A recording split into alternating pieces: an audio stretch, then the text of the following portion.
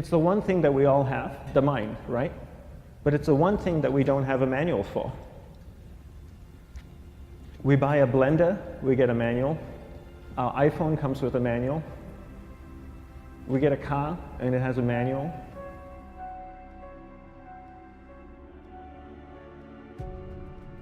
Nobody teaches you how to use the mind. There's no manual for the mind. So this, I think, is one of the most essential things in making progress in our life, is really understanding how our mind works. It's the one thing that we have to live with 24 hours a day, 7 days a week. We have no choice. Imagine if most of you slept 8 hours a day, which most of you don't. You slept and you were awake 16 hours a day. In the 16 hours you practice your awareness just randomly moving from one thing to another, to another, to another, all day practice being distracted. What would you be good at after 6 months? You did the 16 hours a day, you just allow your awareness to jump from one thing to another, to another. I'll tweet right now, I'll switch to text messaging, then I'll go to email, oh, my phone's ringing, so I'll answer the phone, and then somebody's speaking to me, so I'll have 2 conversations at one time. And I'll just do this 16 hours a day, 7 days a week. So you get it being good at distracted. After 1 year, you're an expert at being distracted. After a year and a half, they'll invite you to give keynote talks on being distracted. You're so good, you practice 16 hours a day. So the same works for the opposite. If you practice being concentrated 16 hours a day, what would you become good at? You become good at concentrating. And all it takes is practice. By just doing one thing at a time. Keeping your awareness on one thing at a time. And you integrate this into everything that you do in your life. So the best way to do it is pick a few opportunities in your everyday life. For example, we all speak with people. When I speak with somebody, I give them my undivided attention. I keep my awareness on them, and the conversation is really brief. Why? Because we're concentrated. We're not being distracted. A 10-minute conversation normally just takes 3 minutes because you're just so focused. I define concentration as the ability to keep that awareness on one thing for a prolonged period of time. So if I can keep my awareness on Eric and not drift away and think about the wedding, or drift away and think about the vacation, or what I'm going to do later, then I'm concentrating on Eric.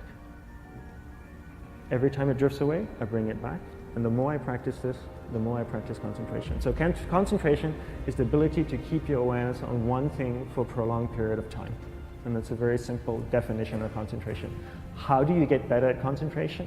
You practice this. You practice this 24 hours a day, 7 days a week. And it's the only way to get good at it. And what's the best way to practice it? The best way to practice it is to integrate it into everything that you do in your life. Not to meditate 10 minutes in the morning. It doesn't work. You really need to look at your life the same way a sprinter in the Olympics looks at his life.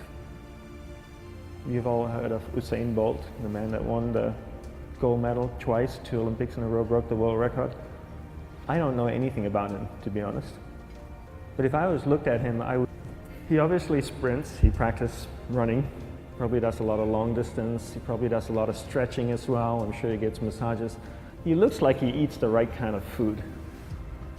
Drinks the right amount of water, takes vitamins. His whole day is so disciplined. For what? To prepare him for 9.57 seconds. I think that's what the world record is, right? For 100 meters, 9.5 or 9.57 seconds. His whole day is preparing him for that short time, not the other way around. A lot of people say, you know what, I need to be more concentrated. So you know what, I'm going to meditate in the morning, I'll sit down for 2 minutes. Okay, now I'm Zen master. And the remaining 23 hours and 58 minutes, they just go about being ordinary and crazy. How does that work? How would you change? It's not balanced at all.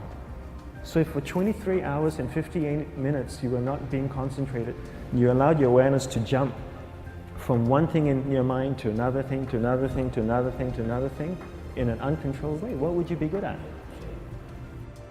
And out of a prolonged concentration comes the wonderful power of observation. You just become more observant, and when you become more observant, you see solutions quicker and you solve things quicker. And it's a wonderful, powerful feeling when somebody is concentrated on you and not being distracted. So the best way is to integrate it into your everyday life. You're speaking with your spouse, give her or give him your undivided attention. So develop your awareness, integrate it into everything that you do in your life. And that's the best way you become good at. The next thing we need to develop is develop your will. Will is really important. Will is almost like a muscle in your mind, and you use that to pull and control your awareness and take it from one area of the mind to another. And the will needs to be developed, and same like concentration, if you don't cultivate the will, it doesn't grow.